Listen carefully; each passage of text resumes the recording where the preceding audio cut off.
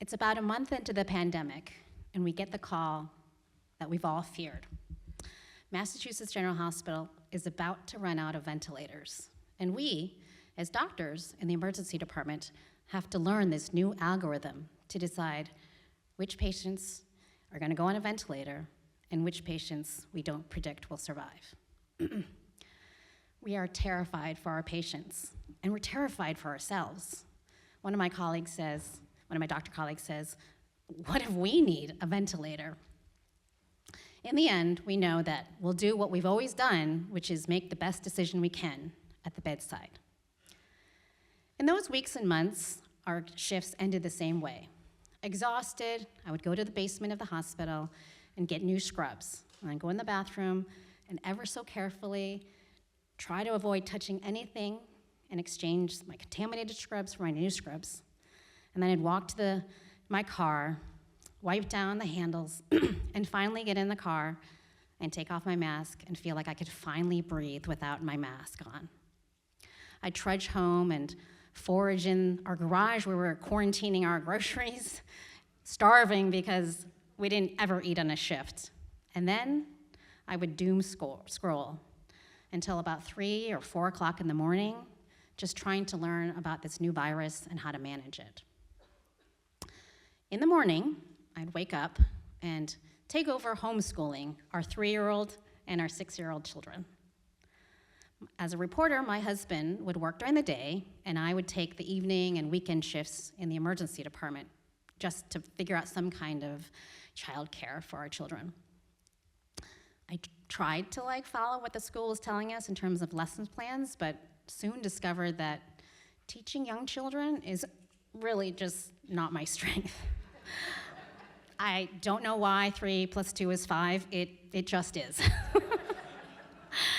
One day, my daughter, Kylie, our first grader, would say, "You don't make math fun, Mom." And I just burst into tears no, none of this is fun at all. At the same time, I was managing my parents' anxiety and my Chinese relatives' anxieties. "Shan, you're not wearing enough PPE." They're wearing hazmat suits and diapers because they don't take anything off during their shift.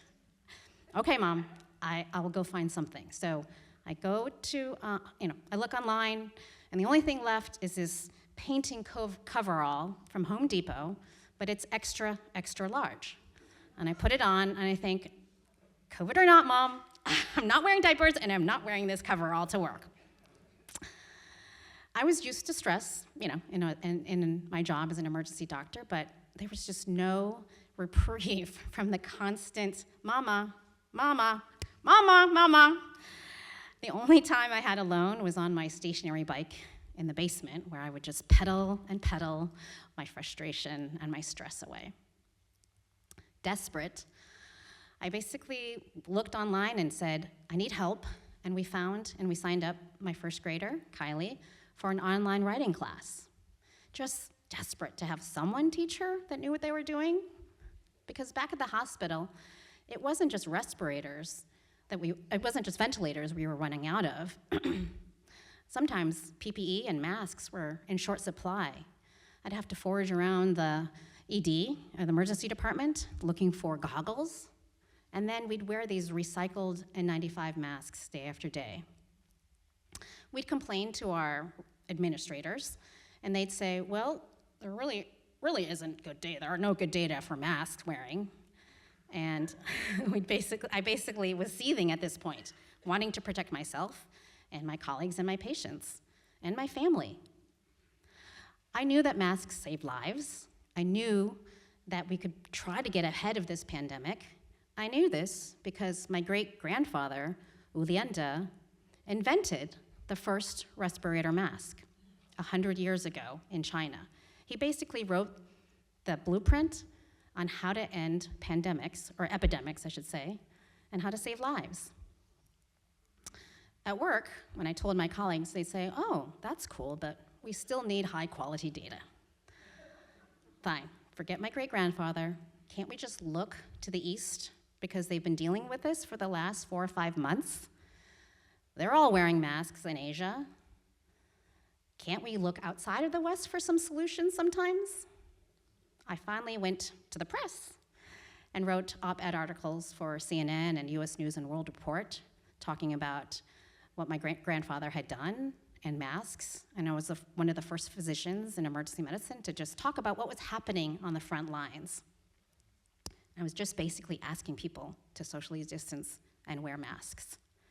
But to be honest, I was also trying to combat and challenge the anti-Asian sentiment of the time. Trump was using terms like Kung flu and China virus, and it brought me back to those feelings I had when I was in elementary school, and the kids, being kids, would just make gestures with their eyes to make fun of my eyes. But this was just far worse. Every day became tense. I heard a resident say, "Those masks are from China." And I would hear patients say that they didn't want to be treated by me, which really had never happened before. An MGH anesthesia resident was harassed, she was Asian, was harassed on her way out of the hospital to the T. Suddenly, I just felt like, did everything have racial overtones? And I started to fear what would happen to my kids. You know, I could change my clothes and my scrubs, and I could wear masks, but could I protect them from a hate virus? Would they be harassed on a playground, or something even worse? At that time, I Zoomed with my therapist, and she said, "Shan, I've seen you incredibly sad before, and I've seen you frustrated, but I just have never seen you scared." I gave my passwords to my husband and to my little sister, just in case, I don't know, something happened to me. And then my sister broke down in tears, because she knew then how scared I really was. They were able to put a name on an emotion that I didn't have time to really acknowledge or even know how to name.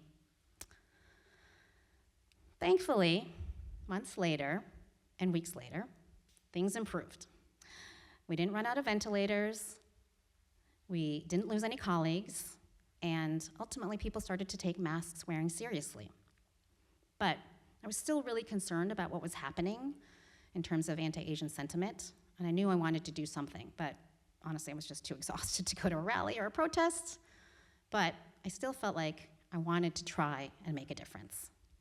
At that time, Kylie was assigned a nonfiction piece for her online class, and I suggested that she write about her great-great-grandfather.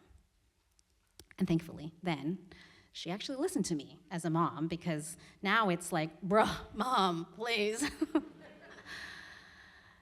So we got the autobiography that my great-grandfather wrote right before he died, and we learned that he grew up in Malaysia, and that he was one of the first Chinese, or the first Chinese and Malaysian to actually study medicine at the University of Cambridge in England.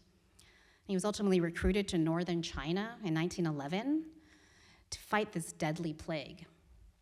And it was there that he invented this mask that became the predecessor for the N95 mask that I wore every single day at work to prevent the spread of COVID. And this was also the story of that his great-great-granddaughter was writing for her online writing class. Writing that story with Kylie was just so meaningful, because it really kind of gave me this idea. During that time, we were just reading and reading. There was nothing else going on. We had no activities. And so she and her brother and my husband and I were all just reading books about heroes. But we noticed that none of them really ever featured an East Asian. And so I thought, maybe we could write a children's book about my ancestor. But I really had no idea how to go about doing this. Eventually, one of my close friends connected me with a book agent, and he said, "Okay, it needs to be more whimsical." And if you know me at all, whimsical I am not. And how do you tell a story about the plague in a whimsical fashion? So we tried, and we kept at it, and eventually the book, Masked Hero, was published. Kylie was 7 during this whole writing process, and we asked her, questions like, how is this illustration? Can we use terms like the plague and death in books where that age group's gonna read? She was basically our content expert, and for that, she got senior authorship.